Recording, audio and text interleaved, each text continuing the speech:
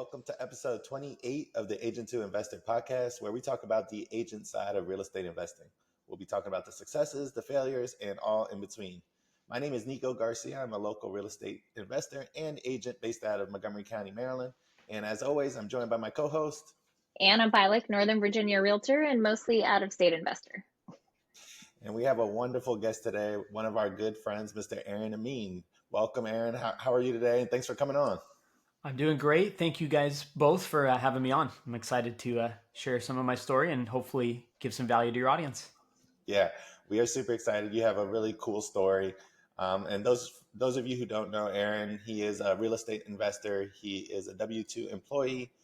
He is a podcast host. He hosts the Hybrid Real Estate Professional podcast. He is also a coach in the real estate space. And most importantly, he's a husband and father of 3. So we'll just kind of dive right in. Aaron, you mind sharing us a little bit about your background and where you come from and what initially got you involved in the real estate space? Sure. Well, I think you hit the headlines really well. Thank you for teeing that up for me. Yeah, so I'm Aaron Ameen. I am based in Houston, Texas with my wife and my 3 young children. We got a 3-year-old daughter and twins, identical twin boys that are about to turn 1 in a few weeks as of the time of this recording. So we've got our hands full here at home, but a house full of love and in a beautifully chaotic chapter of our lives. So why not on top of that, we just decide to throw, I have a full-time job as a consultant. So I work fully remotely, but I go on contract at different companies as needed. And we are also real estate investors across 3 different states. So we built a portfolio of 8 single-family long-term rentals across Nevada, Washington, and Iowa. And we did that kind of over the course of a few years, all while we were moving around the country and building our family. And through those experiences, we gained some battle scars and learned some tough lessons and made some what I'd like to think are avoidable mistakes. And that spawned the desire to start coaching other people and trying to kind of document some of the things that we could have done better, turned it into a more like linear success path that we can pay it forward to the next generation of people who want to get into investing. So that's kind of at a high level. We learned by doing and then kind of turned it into something that we can pay forward to other investors. There's a lot more within that story too, because the whole time I have been working full time. We had 3 kids in a very short period of time, and that really kind of changed the game for us. A lot of the stuff that we were doing leading up to that, we've had to change and refactor since then. So how do I actually get into real estate investing? So this is a little more complicated of an answer, but basically I grew up around it. So my parents were real estate investors, very similar archetype. They had young kids. They both worked full time at a prominent tech company. They worked 50, 60 hours at their day jobs, and they built a portfolio of rentals on the side. I would be lying if I said I was paying close attention when I was growing up, because I wasn't, but I grew up around it. And as I got further into my adult life, as you start to plan for your future and think about raising a family and your financial future, the idea entered my mind of real estate investing could be a good way to supplement what I'm doing with my day job. So we learned some of the fundamentals from them, but ultimately, we also learned just by doing. And we bought a rental kind of down the street from where we lived in Las Vegas at the time. And from there, everything kind of just evolved naturally. I'm going to pause there, though, because there's a lot we can peel back. But that's kind of the origin story and the high level. Interesting. Would you say I always go off script. I don't know if Nico warned you about that. So you said your parents, you were around it growing up, and now you're a coach of real estate investing. Would you say that growing up with it made it, I'll say, less scary or easier to dive right in? Because as someone who started and wasn't necessarily growing up with it, it's very scary to even consider real estate investing. Most people they think it's for rich people. I'll say it. Yeah, I love this question. And so what's really interesting about the timing of when my parents started investing is they in the early 2000s, we were living in San Diego, and they bought a primary house and a few rentals. So I think they had 3 rentals total. We all know kind of what happened in the early 2000s. Mm-hmm. And so everything was just riding high, groovy, values were going up like crazy. There were cash flowing rentals and everyone was feeling on top of the world. We, as a family, relocated to East Tennessee, which is where my mom is from, in 2007. And they decided to exchange the 3 rentals and the primary home that they had in San Diego for 13 rentals in Knoxville, Tennessee. And my stepdad at the time, he decided he was going to go full time into real estate, and he wanted to do property management. They were going to do the whole real estate professional thing, similar stuff to what we all talk about in our communities these days. But they weren't part of communities or masterminds or anything. There was no bigger pockets that I'm aware of at the time. And so they did a lot of this. They blazed this trail themselves all while they were working full time. But we all know that the timing around then, so many things out of their control. Unfortunately, things bottomed out right after they had moved out of this really nice, stable California market that is just known as this kind of paradise and permanent appreciation market into this cash flow market in Knoxville. And the bottom kind of fell out from under them, and it totally refactored. They were on track to semi-retire and ultimately probably permanently retire, but the economy had different plans for them. So I watched them kind of go through this, and they basically got caught holding the bag with all those rentals. They could have sold them at a significant loss or hold on to them, which is what they chose to do. But there were all sorts of economic challenges too. Like the tenants that they had in there were facing their own struggles. So they had a lot of non-payment. They had just a really, really tough time with those rentals. And with 13 rentals, we own 8. So we've seen one phrase that a friend of mine said when I told him I own 8 rentals, he said, that's a lot of appliances. That's a lot of roofs, right? And it's true, right? Like, if you have 13 rentals at any given moment, something could be going wrong. And especially in a economic, troubling period like that. So anyway, long story short, I watched them weather the storm, and I saw, a lot of the stress that they went through, but I watched them stay and stay the course. Some of that was because they had the ability to go get a W-2 job again, and they were able to endure it using other skills and income in their life. And they made it out without having to sell at a big loss and book a big loss. So I observed the prosperity, and I observed the difficult times. Again, I was younger, so I wouldn't say I was like watching everything they were doing, but I remember what it felt like to watch them go through these different chapters. And they've, really came out of that strong. And now they were able to sell off that portfolio and exchange it for properties in Washington State, which is where they live now. They were both able to retire early, partially because of real estate, but partially because they were dedicated in their careers. Kind of, by osmosis, absorbed a lot of their playbook. And, they had the jobs, they had the kids, and they had the real estate, and they had the resilience. And so I would say that made a big impression on me, both in a good and watching them go through the challenges. That really helped kind of propel and prepare us for what it would be like to be real estate investors ourselves. That's a super cool story, because I think that also taught you not just resilience, but it sounds like probably, I'll say, somewhat calculated risk, because like my brother-in-law was in real estate before, and he lost his shirt, and he's one that now is like, you guys are doing that? Like, that's bad. Like, that's super scary. And some people did not fare as well, but it sounds like you learned how to do calculated risks through them too, because they clearly didn't put all their eggs in one basket.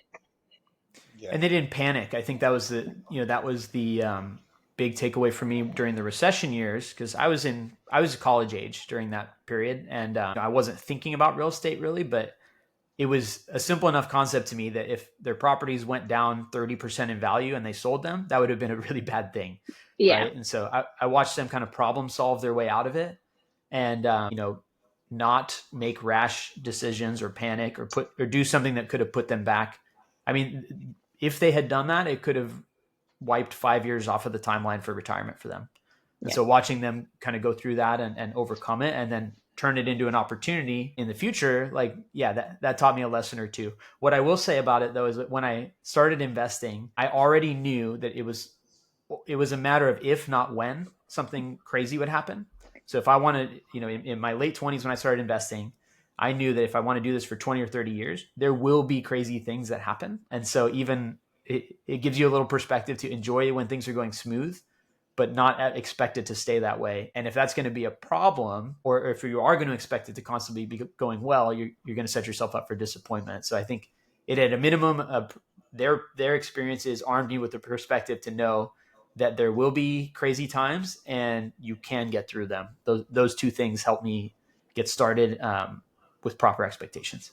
Yeah, 100%. I mean, we had Coach Carson on last week talking about, that time during the financial crisis and here. And those who did weather the storm in the investing game, learned a ton. Obviously, they had a few setbacks, but they pivoted. And those who actually were able to continue investing are the ones that really have become successful. So I just wanted to kind of circle back to your background, Aaron, because I saw in an interview you discussing your previous employee. I know now you work fully hybrid and you work as a consultant, but before that, when you initially got involved, what was it that you were doing? And I know it was pretty like a high demanding job that you were doing.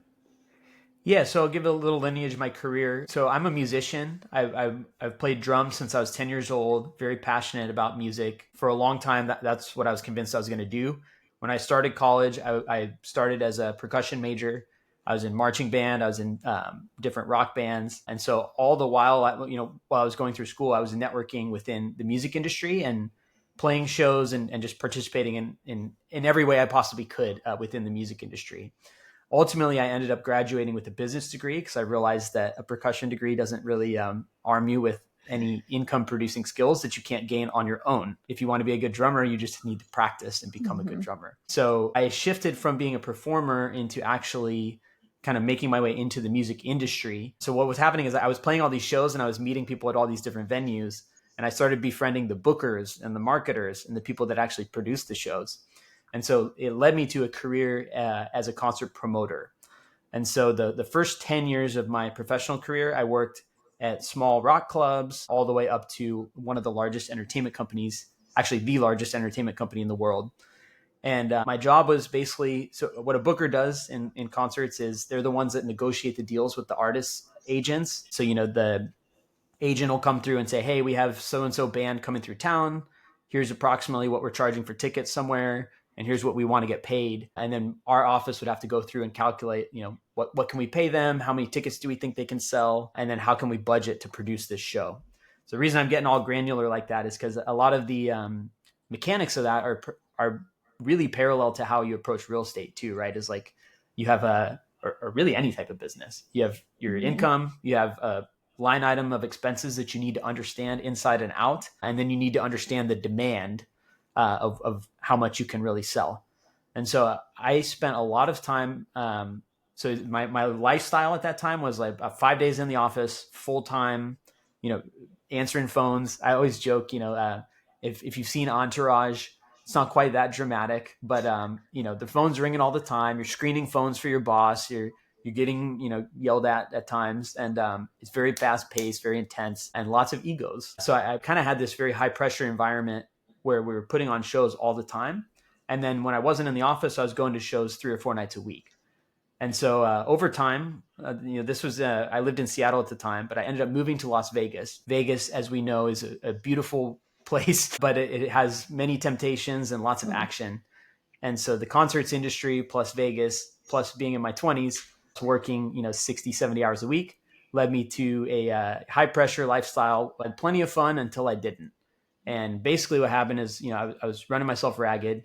I take full responsibility for this, right? But as I kept going to shows, as I kept leaning into this career, trying to grow, trying to advance, very competitive industry, I ultimately just fell into my vices. And in 2019, in May 2nd, 2019, I checked myself into an inpatient rehab voluntarily, but basically I didn't like the direction my life was going. I couldn't see a path forward. I wasn't making as much money as I would like to make. I was working 3 or 4 times as hard as it felt, that I could sustain.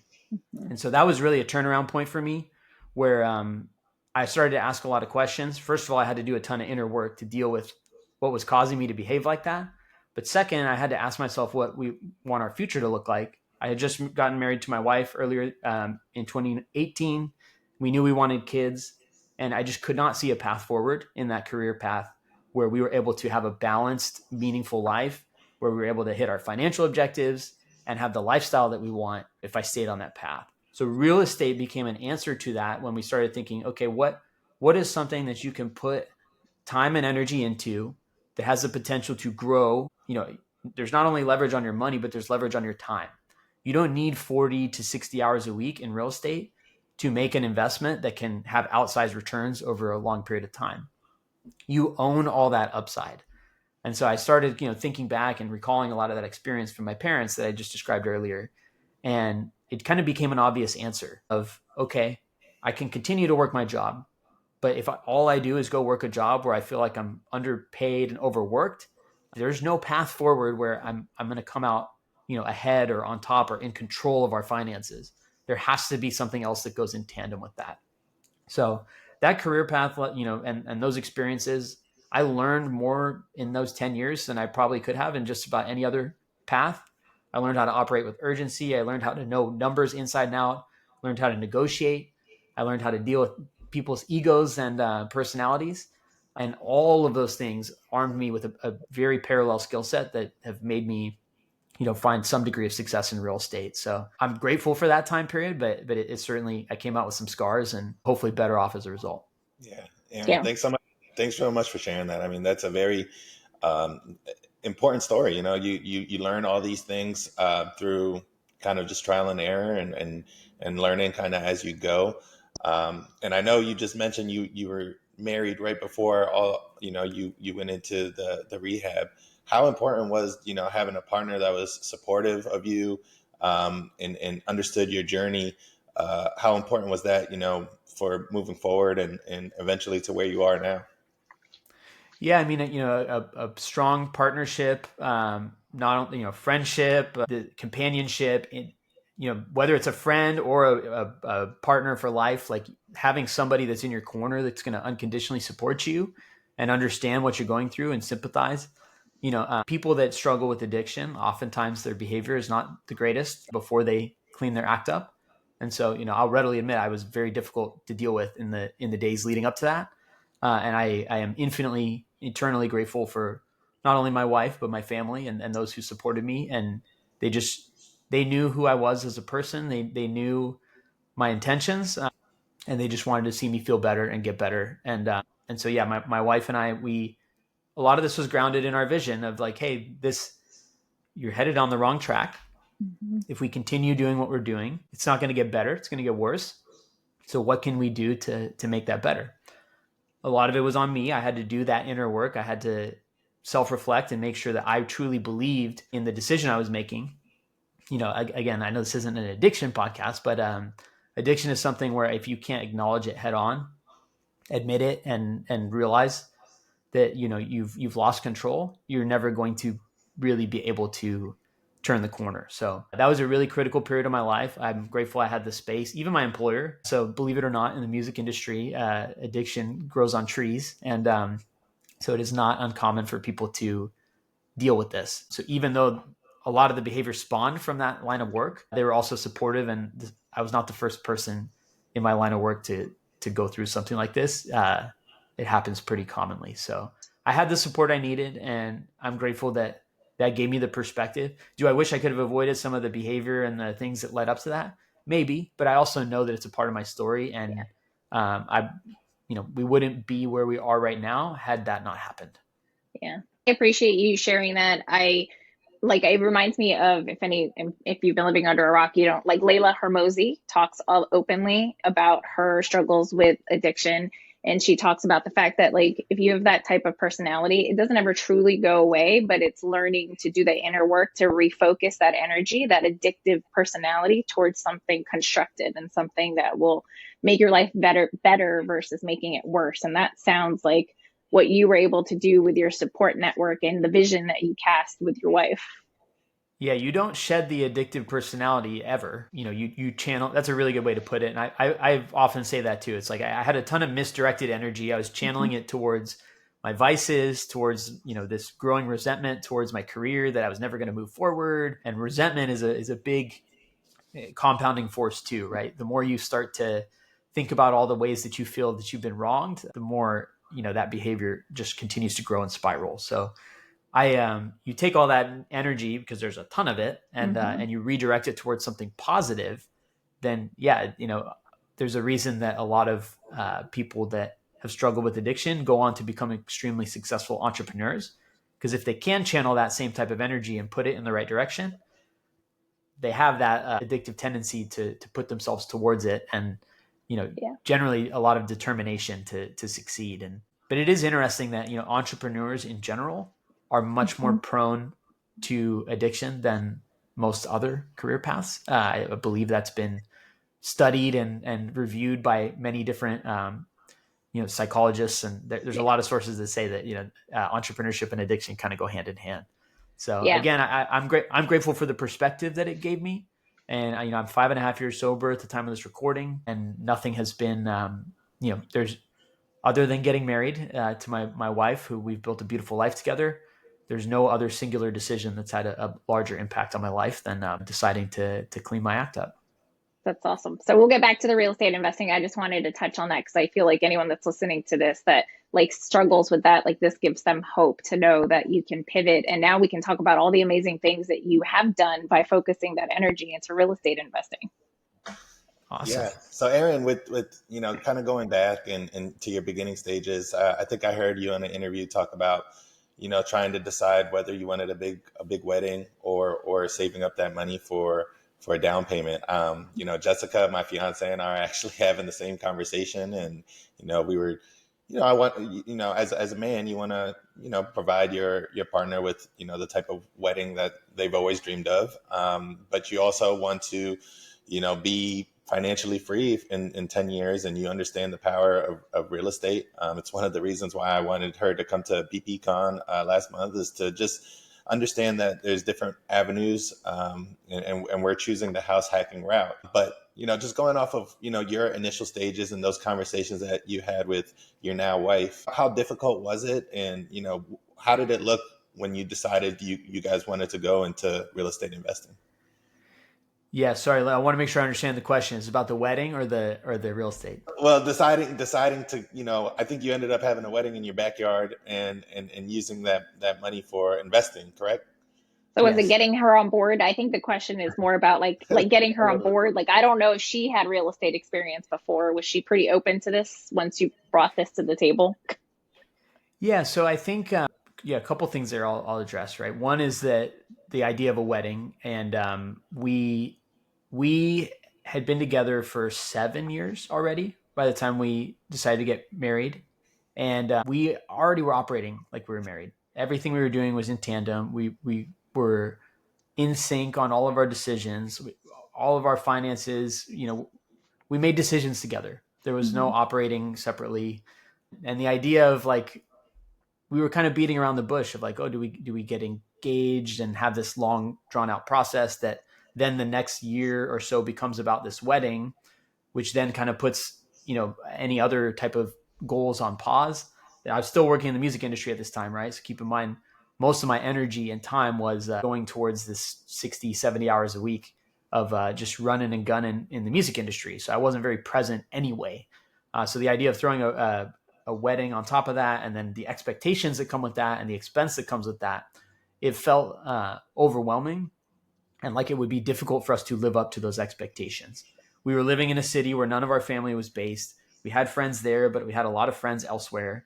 And so the decision was kind of just like, hey, if we do a traditional wedding and we take the time and the energy and spend the money that it takes to do that right, that's a huge investment of time and money that we just don't know if we'll even be able to clear the bar of what our expectations would be.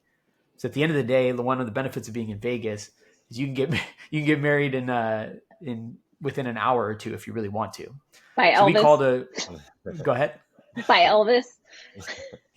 Well, yeah. So actually, funny story about Elvis, right? So we called the minister, and because you can literally call a minister and they'll be over at your house in a couple hours. And he did offer us the Elvis upsell package because he keeps his Elvis suit in the trunk, of course, right? But we did not pay for the Elvis upsell. We did not see the ROI on that.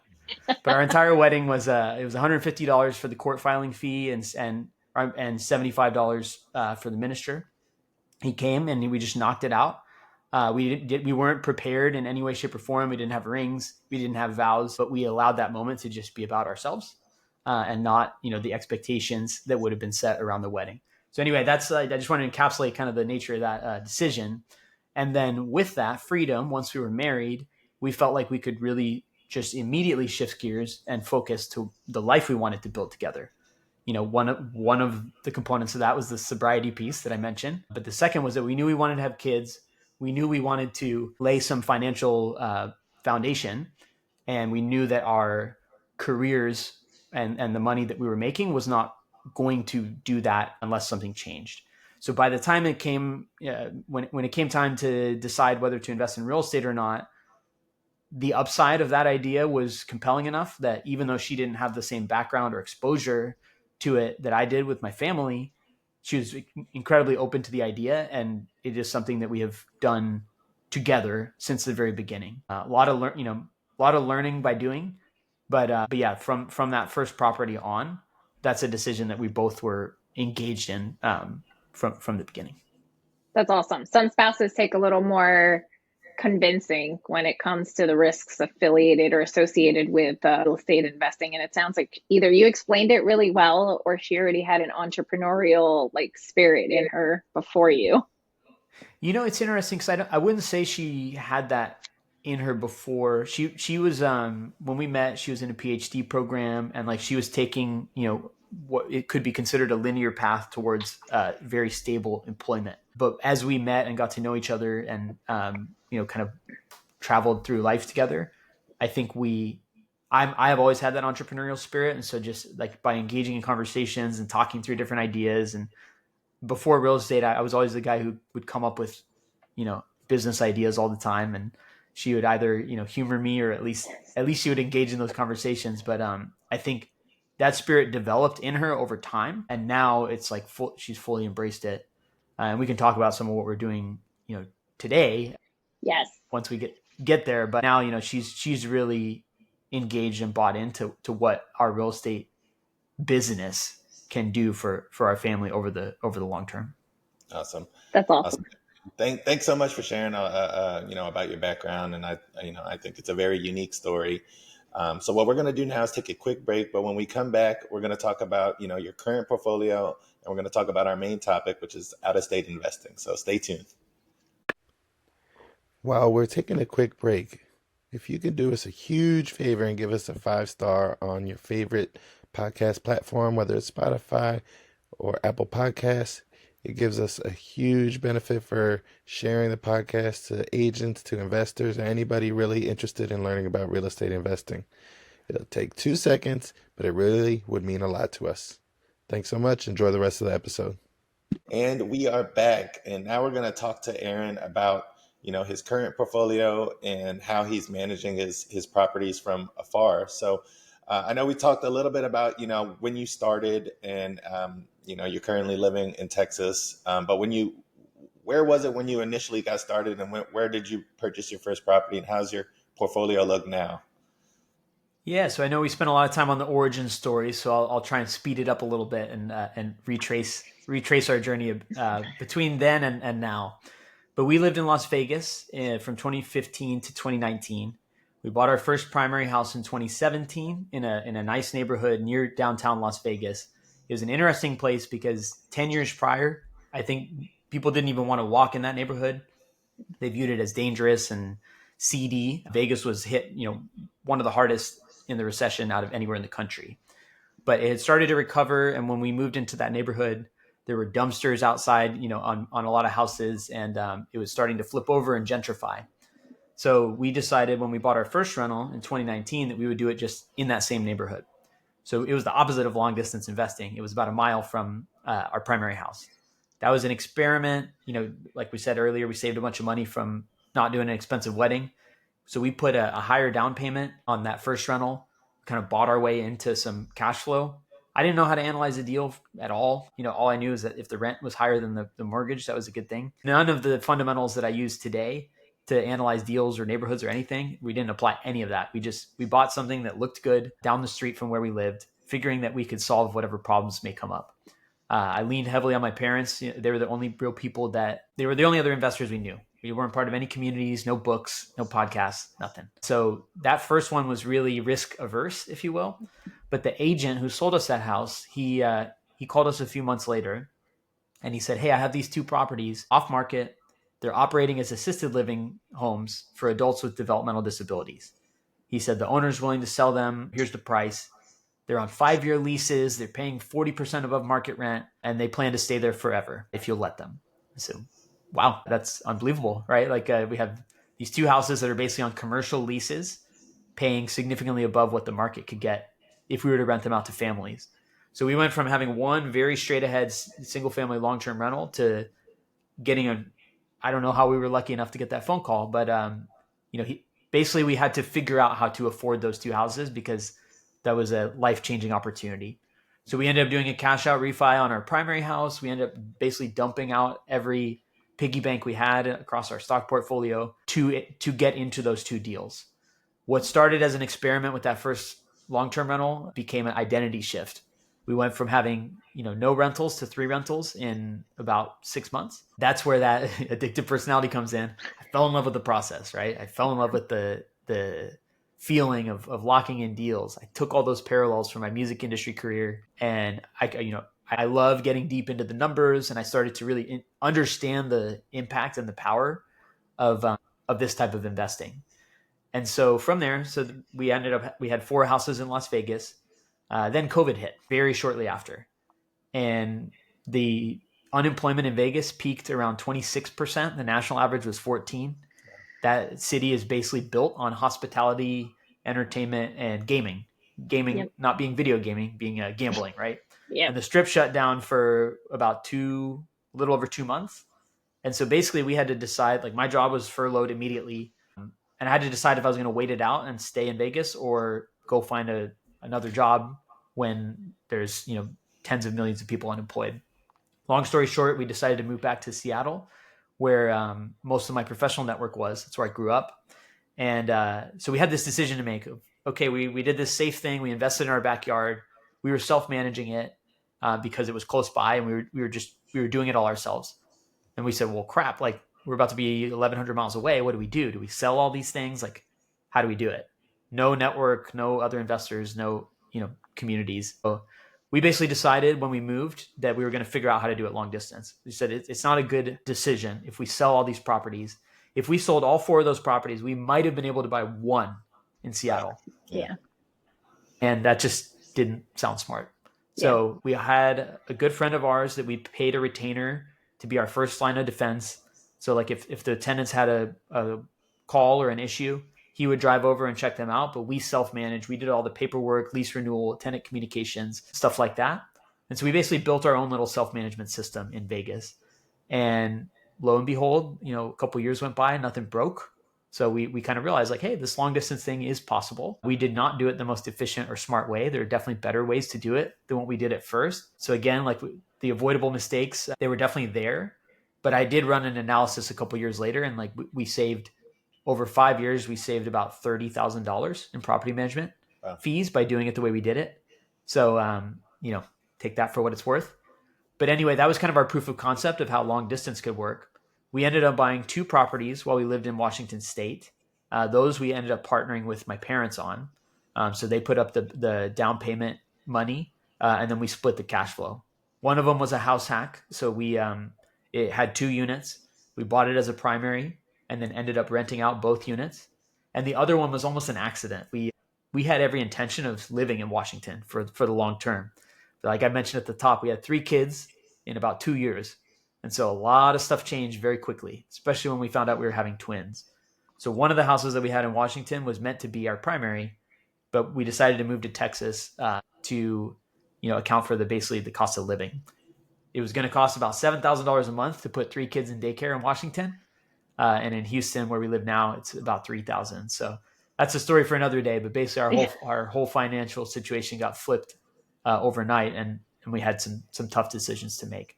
So we bought those 2 in Washington, and then the only market that we did truly long distance, like sight unseen, never been there, is an area called the Quad Cities in Iowa. And that was where we had built up some courage by doing the long distance thing in Vegas. We had built, at that point we had 6 houses in Washington, between Washington and Vegas. And we felt we had enough experience that we could try this experiment of purely long distance investing. It was 2021, so values had skyrocketed across the country. There was nothing affordable in Vegas. There was nothing affordable in Washington. So the only way we could continue to invest was finding a different market. A lot of, if any out-of-state investors here know that a lot of the flyover markets in the Midwest and the South, like that's where you can still find deals. even in today's environment. And so we did a bunch of research, and we looked at several different markets. We did it purely academically. Like, we did the top-down market analysis, the macro trends, the rent to price ratio, kind of almost like a spreadsheet style analysis, which is very different than how we started. And it became this big experiment. We ended up buying 3 houses in the Quad Cities in 2022. I don't know. Maybe I'll pause there and see if you want to take it anywhere. But that's the construction of our portfolio. We had 8 houses across 3 states in 3 years. Wow, that's a lot. So I have a question. So obviously you started out your portfolio in places you were living, with the exception of Iowa, and you did this huge analysis. What were, like, I don't know, the top, I'll say 2 or 3 factors that made you decide to stick with that? I know you did the overall analysis, but what 3 things were you really looking at to decide this is where we're going to invest? Yeah, so one of the benefits I guess we had was that we already owned 6 properties, and they were in markets that had strong appreciation. So we kind of feel like we had that bucket filled. Like, we had our appreciation properties. They were all cash flowing. They were bought with cheap debt, things that arguably you can't really recreate, right? So I don't take credit for that. We were in the right place at the right time, and we took action instead of waiting. I mean, that's the only thing I'll take credit for, is obviously the longer you wait, and if you're thinking about doing something, stuff tends to run away with values and whatnot. But basically, because we already had properties that fit that profile in markets that fit that appreciation profile, we wanted a diversification against that.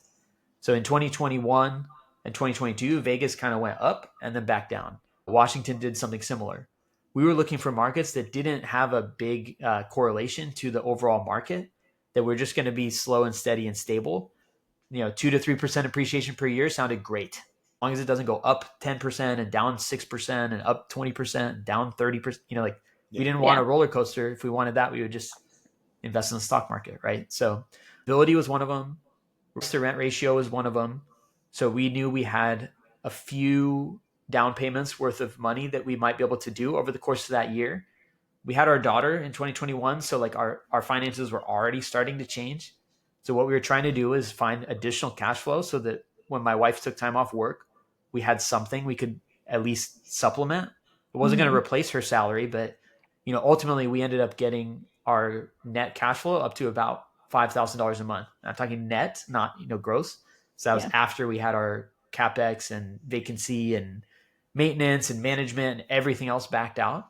So, I mean, that is almost a salary's worth of income that we could tap into. Previously, we had been snowballing that and using it to invest forward, but we wanted, a couple more that we could get, $300 to $400 a month in net cash flow out of. So it was really, really pretty strictly geared towards cash flow. It wasn't thinking like, oh, the Quad Cities is going to be the next San Francisco. Yeah. Wasn't anything like that. It was just, how can we diversify away from some of these more volatile markets, find somewhere that's going to be pretty stable in the face of these big macroeconomic developments, and then ultimately a team too. But there's a story behind that, because we've had some turnover in our team over the 2.5 years we've been in Iowa as well.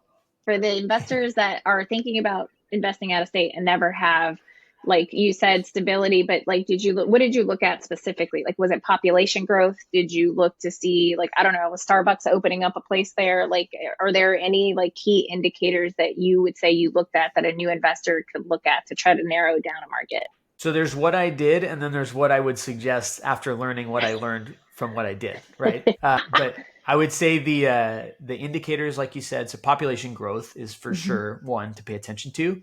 If you can go into a market where there's houses for $60,000 that might rent for $800 a month, but if it's in a declining part of town or a declining overall city, that's a pretty easy argument that that's not going to probably hold its value very well over time.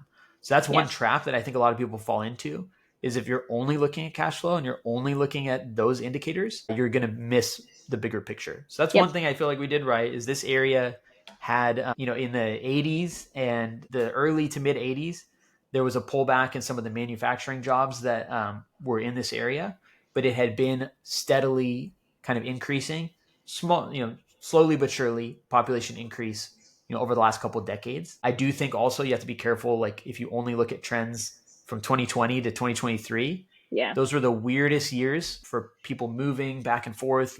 A lot of people were moving from the coastal markets back to their Yep. hometowns for a couple of years to work remotely, and now they're back. And Yep. so you have to zoom out a bit and make sure you're getting a real accurate representation of what the markets look like. So yeah, population growth, the median income, like there were some, median income compared to the rent, and just overall, like what are the different industries. So like I mentioned earlier, Vegas is incredibly over indexed on hospitality, gaming, and entertainment.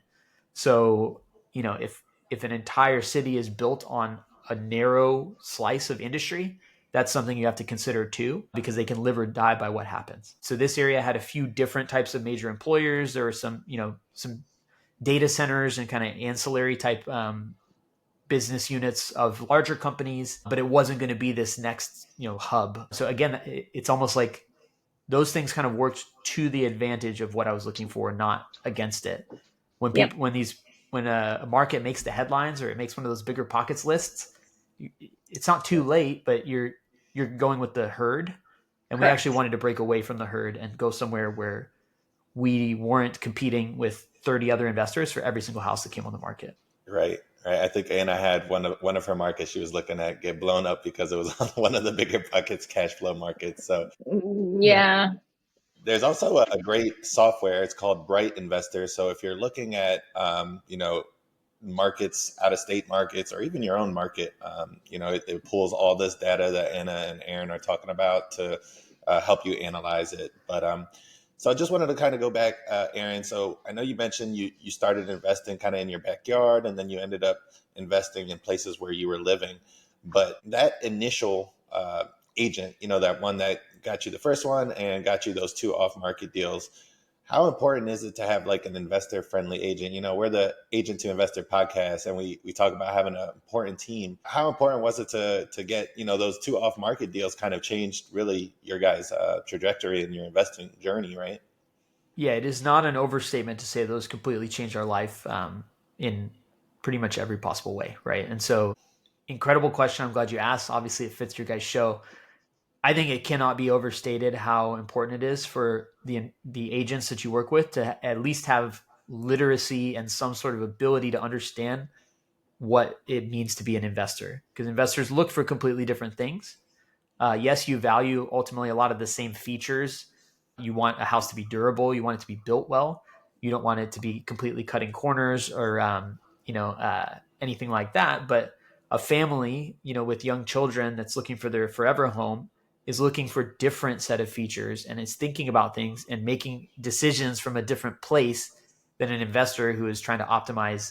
They obviously not all investors are created equal, but like we want to provide a good living environment, a comfortable place for people to call home, but we don't necessarily need the most expensive frills and features and material types in our rentals. That's not what those are built for, right? People when they find their forever home, they go and end up in places like that. But for a rental property, it's different features. So having somebody that could understand that was really important. I will say that the two in Iowa and in Vegas, we did something that I would not recommend doing, which is we used Zillow and basically spun the wheel, right? Like in Zillow, I know a lot of people, agents, they can buy their way into leads. Yeah. And so in some cases, we just got really lucky with our agent there. We were just in Vegas this past weekend, and we saw him and we went by the original house that he helped us buy, and we got to thank him because it was such an impactful thing that he helped us navigate. And he even helped at that time. We didn't know anything other than what I had been asked my parents about, and he educated us too. Like he taught us the different types of mortgages and how like insurance was different and like really basic stuff. But he was patient and he was understanding, and he bought into our journey. And that's why he ultimately called us a few months later with those deals, is because he said, hey, I see what you guys are doing. Yeah. I support it. I appreciate it. I know you're going to work hard, and that you would not take this opportunity for granted. And so I think that there's something to be said there. And then on the flip side, in Iowa, we did the same thing where we instead of using networks and talking to other investors first, and this will parlay into some of the mistakes we made. We use Zillow to find an agent again. And I think The mistake I made was I asked the interview questions that I would ask to any agent to see, if they're a good fit. And I think I kind of convinced myself that I was hearing just what I What you wanted to wanted to hear hear. versus what I actually heard. And, so I had this whole list of stuff that, I knew, first of all, blew past the most obvious red flag that she wasn't an investor herself, but she knew how to answer the basic questions around different types of properties and whatnot. And we kind of also felt like we were doing all the research. We just needed somebody to help us. I Yeah. would say very much that is not the case anymore. I disagree. If you're going to hire an agent and work with an agent, they should be bringing, a perspective and expertise to the table that you don't have. Otherwise, why are you engaging, right? So I would not suggest spinning the Zillow wheel.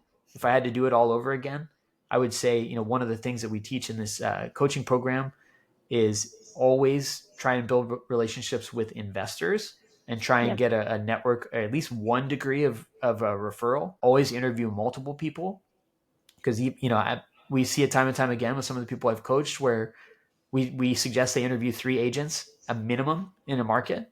And usually like someone will maybe they'll really enjoy the first conversation they have, but then by the time they get through 3, they'll realize maybe that, like it's happened multiple times where they get to number 2 or number 3 and like that person has a better connection or Yeah. a different perspective that speaks to them more. And so it's the same thing when you search for a house. If you just settle for the first one without seeing multiple, you're lacking the perspective and the contrast of what that could be. So I am very adamant now about not doing what we did when we built our initial team, and making sure that there's some check and balance by way of other investors or local communities or people that can provide checks and balances against what the person you're working with might be guiding you toward.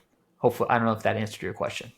No, sure did. Yeah, and that kind of brings us into what you're doing now with your coaching, and you mentioned you're trying to help your members not make the same mistakes that you did, and interview multiple agents and things like that. You might talk about your coaching program for out of state investing and how you help these new members get over the fear of out of state investing. I don't know if they do, but uh, Yeah, absolutely. So I have one business partner, Nathan, and we run the Remote Real Estate Academy. So he has a similar story where he has a family, young kids, full time job. He lives in the Bay Area and he invests. He has about a dozen rentals across St. Louis and Indiana. And so between us, we have 20 plus rentals across 5 states. He's never even visited the markets that he invests in. That's one difference between us. But we all kind of put our heads together and really kind of dissected the things that we did good and the things that we did not as good, and built out like a pretty linear uh, replica of what it would take to kind of do what we did, but do it faster and with Mm-hmm. less mistakes. And so we built out a whole course and curriculum. It's one lucky thing about real estate is that you don't have to reinvent the wheel. Like I would I would almost challenge if somebody comes with a totally brand new proprietary path on how to become a single family long distance real estate investor, because there's a tried and true path, but a lot of it is about mindset and conquering the fear, taking action, being thorough and deliberate, and knowing what to look for. So we tried to download our perspective and the mistakes that we made, and think of, okay, if it was a mistake or something we would have done differently, how can we spin that into a lesson on how to do it? And if there was something that we did really well, then how can we teach that in the most efficient way? And I would say too that the a lot of the programs and coaching out there is geared towards this idea of like, how can I quit my job as soon as possible and build this enormous stream of passive income as quickly as possible? And that's not really our message. We're geared towards people that have W-2 jobs. They're not necessarily unhappy with their W-2. Maybe they want to continue to work it for the long run, or at least the next 10 plus years, because they understand what a financial advantage that can be if they do that and have real estate. Mm-hmm. They want to be present for their families and keep their family at the center of their life, not have it be edged out by yet another side hustle. And so a lot of what we teach is how to do this in 20 minutes a day or less. So we have this kind of program called the 20-minute investor, where we just show like, hey, if you commit 20 minutes a day, either 5 or 7 days a week, depends on your lifestyle and your constraints, here's how you can continue to grow and operate a portfolio across from anywhere in the US in a small amount of time. there's some upfront work to build teams and find the right market and build the right systems. But once you kind of build the machine, you can keep it fed and keep it growing using the income from your W-2, the income from your rentals, and the teams and systems that you have in place to keep growing and growing. And so it's really fun because the first chapter of working with someone, you're just teaching them the fundamentals and you're helping them. There's a few resistance points that we see everyone hit. The first one is for sure picking a market, right? Because if you have this idea that I can invest anywhere in the country, but you pull out a blank map, most people just get stuck staring at, well, I could invest here, I could invest here, I could invest here. And you just spin in circles because it feels impossible to make a decision. So having a coach or someone that can like be a sounding board for you to, well, I like this market and this market. And at some point you just need somebody to kind of help you get over the hump and pick something and start, right? So that's a big resistance point. Building a team, right? I think there's some stuff that through experience, like I've had to fire multiple property managers. Nathan's also gone through a couple team members, and like we've seen what doesn't work. We've seen a lot of the common flags, and we've seen the things that we do like that do allow us to do that 20-minute investor routine. And it really, your team is a critical part of being able to do that. So like those are just the types of things that we try and help people dial in. And I think sometimes it's just helpful to know that there's someone else that you can run your ideas by. We also have a community too. So right now we have 60 members. So there's a lot of peer-to-peer dialogue.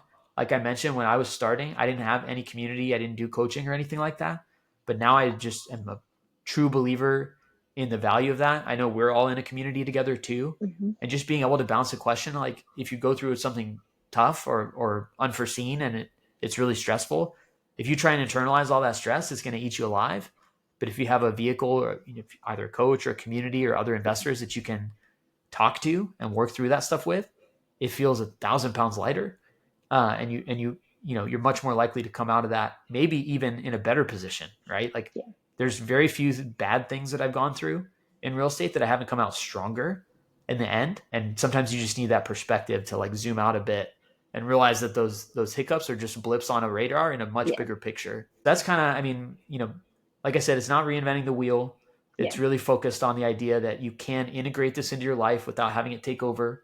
We're our own proof of concept. We can build these to this $5,000 a month in net profit income stream while working full time and progressing in your career, while being present husbands and fathers.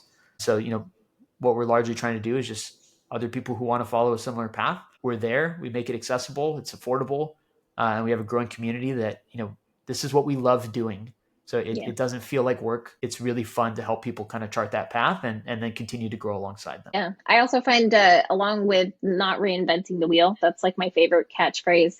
I will say having a community and a coaching program like yours also helps like us like build confidence and validate, because I know as newer investors in the beginning, Brian and I thought we knew what we were doing and we would underwrite a deal, but we weren't sure. And when you have a community you can bounce it off of, that helps build your confidence because you're like, I am on the right track. I am figuring this out. Yeah, absolutely. I mean, I think it's one of those things that I wish I did sooner. Again, it's I wouldn't change anything about my past per se, because that's what brought me here. But I also know, and part of why I'm so passionate about offering this coaching is that I think someone could do what we did in far less time with far less stress and fewer mistakes with those tools. Community of other investors and coaching. And I'll say this, you don't have to pay for an expensive coaching program. Like even just reach out to me after this. I know you guys are very accessible. Like you can start conversations with people. We're all three of us here are podcast hosts. We have conversations with other investors. We're learning all the time. That doesn't cost a thing necessarily, to go out and engage with other people, join Facebook groups, go to your local REIA meetups, or you guys host a breakfast, engage and just get out there and have conversations. And then of course, coaching is the next level. If you want to really dedicate yourself and, be more deliberate and methodical about the path you're taking, then that's where a coach really comes in. But you don't need to drop a ton of money to access a lot of the benefits of having a community. Yeah, I think spot on, Aaron. I mean, the whole idea of community, I think it was probably episode 2 that Anna and I talked about, and how much we've learned in the last 2 years just by talking to other investors and, this podcast. And and being part of a meetup that you're constantly having these conversations. I think Amnai mentioned, like, it's selfish the way that he wanted to do this, because he wants to have this conversation more often, and not everybody is real estate investors, so they don't understand. So once you're actually in these communities or hosting podcasts and talking to people like yourself, you're able to continue the conversation and continuously learning. So I know you mentioned your podcast, which is great, and it sounds like it kind of ties into your coaching program a little bit, about the hybrid real estate professional, and it's geared towards people that are working W-2 employees that are interested in learning about real estate and out of state investing. Is that why you started, just to continue sharing what you're learning? Yeah, so I'll try and make this part quick, but basically, I love writing and creating, and I think writing has been a big mental health tool for me too, especially coming out of the chapter with addiction and all that struggles. Like journaling and just getting thoughts out of my head where they can get really easily scrambled. That has been a big benefit for me, not only for my own mental health, but also for just like this coaching program was born out of me taking time to just kind of pull these little experiences out and put them on paper. And over time, so I started writing online every day in March of 2022. I took a writing accelerator program called Ship 30 for 30. The whole point of that program was to write 30 pieces of content in 30 days and publish them online. And I did that, and I never stopped. I still haven't stopped. And what that did is it allowed me over time to get not only feedback on my ideas, because I was putting them on Twitter, and so I built a network. I started getting responses and having conversations, and it morphed into, at first I was writing about anything and everything, but then it kind of became what is now the Hybrid Real Estate Professional podcast, where my writing started narrowing down into this: how did I create this portfolio of properties while working full time and while starting a family?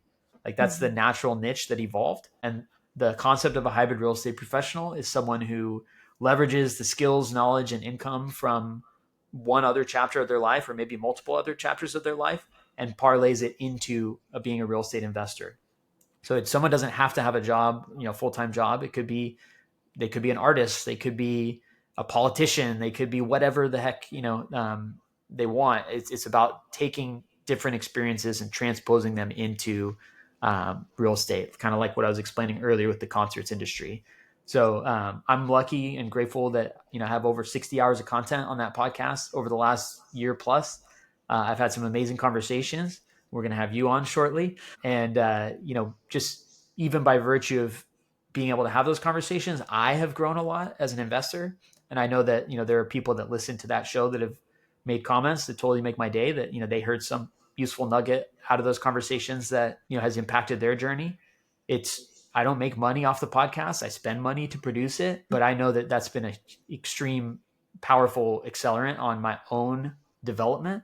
But it was born out of this love for creating content and just organizing my thoughts, and it kind of evolved naturally. Yeah. And then the coaching program was launched off the heels of that, right? Like a lot of this stuff happened in order, but I wouldn't say that 3 years ago when I started writing online in 2022, I didn't know it was going to turn into a podcast. Didn't know it was going to turn into a coaching program. I just kind of let this stuff play out organically and enjoyed the ride. Yeah. And it's a great podcast for those of you who haven't heard it. It's the Hybrid Real Estate Professional Podcast by Aaron. And we're going to ask a few final quick questions, because I know we're getting short on time. But what is the best and what is the worst advice that you received? It doesn't have to be real estate related, but what would you say is the best and worst advice you've got? So I was crippled with anxiety when I left the music industry, because I thought that all these skills I had built as a concert promoter weren't going to map into any other profession. Like it felt like, dealing with all these hothead egomaniac music industry people was too unique, and that it wouldn't translate into a corporate environment. So when I was leaving the music industry, my boss at the time, when I told him I was leaving Vegas and I was going to go work for a different company, we had a nice conversation about just like what this next chapter could look like. And he gave me a piece of advice that I always remember. He said, when you're going into a new situation, especially when you don't know enough, if you're lacking context or if you're concerned about, starting strong, he said, find the person who's in charge and find the person who gets shit done. 9 times out of 10, they're not the same person. Mm-hmm. But if you can identify those two people and understand the dynamic between the two, you're going to have figured out a big part of what you need to figure out in order to succeed at whatever that is. So that's always stuck with me. I really like that. I think it applies to any industry, any context. It can apply at your local gas station or your Fortune 500 company. That dynamic exists everywhere. Sometimes it is the same person, but like I think that by identifying that and understanding it right out of the gate, you do give yourself an advantage. I like that. Worst piece of advice. I'm going to challenge the frame a little bit because I think advice by definition applies to different people in different ways. So I will say the worst advice for me, it would be the idea that, a bigger deal right out of the gate will get you to your goals faster, because I believe in most situations, especially if you have family, especially if you have things to lose, a bigger deal comes with bigger risk. Yeah. And, in my situation with kids and a family that depends on me, I don't believe that taking that bigger risk fits my life. But that same advice could apply well to a 22-year-old Mm-hmm. that is motivated, hungry, and doesn't have a lot to lose.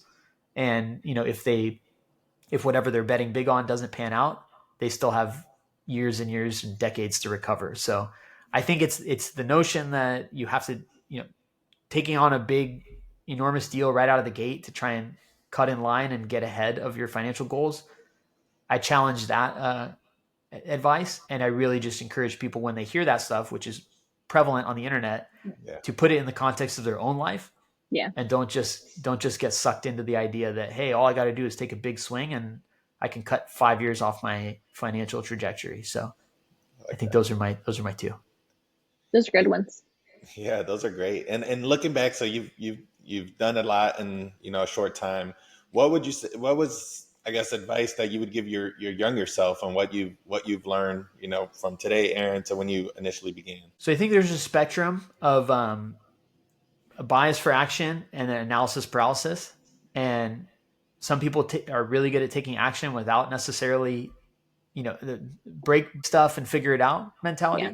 And some people are very analytical, and they might have sliced and diced data and decision-making matrices every which way, but they can't take action, right? And I think finding out how to exist somewhere towards the middle of that dial is going to ultimately be the best. But if you had to pick one in your younger age, I would say a bias for action is probably going to serve you better than over analyzing the hell out of everything. I made a lot of mistakes, many of which were avoidable, but there's zero arguing that by entering the game and learning those mistakes early and doing them, like I said, coming off that worst advice thing, it's like I made my mistakes on stuff that I could have recovered from had it gone wrong. I believe that bias for action is what led me to be able to continue to evolve and grow, versus, if you stay on the sidelines and you are waiting for the perfect situation to emerge, even if you're smart and you are, being calculated, that can go too far. And if you stay on the sideline and you can't make a decision, then you're never going to get started. And if you never get started, you can never grow. Imperfect action. Well, I'm right there with you. You chatted a little bit about this earlier, not scaling really big in the beginning stages. I see you have the Small and Mighty Investor right behind you with Coach Carson. Anna and I are big avid readers.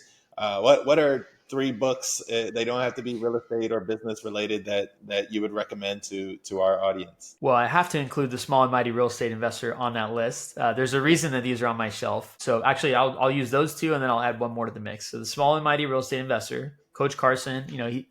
I'm very grateful to have followed his philosophy. I think coming across his books and joining his community when I did, we bought those 8 houses in a pretty short amount of time. And I think his philosophy entering our lives when it did allowed me to challenge some of the assumptions of how we were building. And it's made an incredible impact on, what do we really need to hit our goals? And do we really need to keep growing, or can we make, the most out of what we already have? So that's an incredible book, an incredible philosophy. Highly recommend to any investor of any size. And even if you are inclined towards growth, use it as a counterpoint so that you at least have the perspective of, that's not the only way. Growing isn't the only way. Mm-hmm. The Psychology of Money is an amazing book by Morgan Housel. It is it's called The Psychology of Money, but it's more about psychology than it is about money. He's a great storyteller, and there's a lot of different illustrations of how people's perception of wealth is very different than the reality of wealth. And so I think there's a lot of great ideas in there, and pieces of perspective that have informed my relationship with money. I think anybody at pretty much any age can get a lot out of that book. And then there's another one, you can't see it, it's on my shelf. It's called Essentialism. I am not a good example of this, but essentialism is kind of a similar philosophy to the small and mighty real estate investor, but basically, challenges the notion that doing more is better. And if you can get down to the essential few things that really move the needle in your life and continue to eliminate instead of add, that typically that will put you in a more focused, calm demeanor and achieve better results over time. So they're all nonfiction. I don't read a ton of fiction these days. I am kind of a self-help, personal finance, real estate junkie. But yeah, those three I would say anybody can get value from. I love a good book recommendation. So I think we're near the end. So I guess the last question we normally ask is, how can we help you grow your business? Well, you guys are putting on an amazing show. I think the sharing how important it is to find agents who really understand the investor journey is a message that I continue to impress upon the people that I'm coaching now. I think we're the three of us are already in a community together. We already support and engage each other. So I appreciate you sharing your platform with me and allowing me to talk about my coaching program. If anybody's interested in that, I'd love to be able to share where they can find me. And I love having conversations with investors, and especially people that are at the beginning. Like I mentioned, a couple of those friction points that people usually hit. Nothing makes me happier than helping people get past that analysis paralysis and into the game.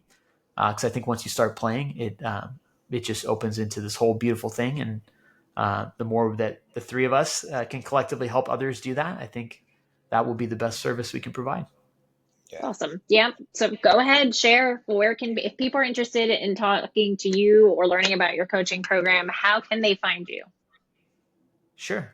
So easiest place to find everything is aaronameen.com. That's AARONAMEEN.com.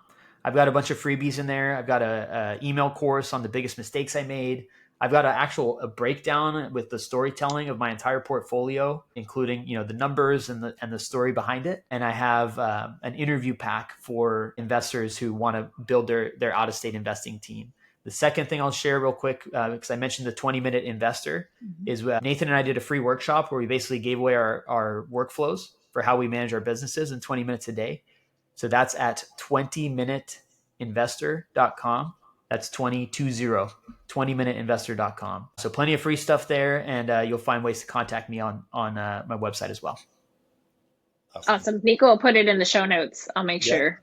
We'll make sure to put it in the show notes, and definitely reach out to Aaron through his website or through social media if you are at all interested in his coaching program. And the podcast is called the Hybrid Real Estate Professional Podcast. We highly encourage that, and Anna and I will be on it shortly, so definitely stay tuned. But that's going to conclude our episode today of the Agent2Investor podcast. If you found any value, please share, like, subscribe, give us some feedback on any episodes you'd like us to discuss, any topics. You can find me, Nico Garcia, and Garcia Official on all social platforms. And you can find Anna on Instagram as Anna Bialek _realtor, or just Anna Bialek, BIALEK, pretty much anywhere else. Awesome. And we want to thank Aaron again for coming on and sharing his story. This has been really fun. And until the next episode, thanks so much. Yay. Thank you. Thank you.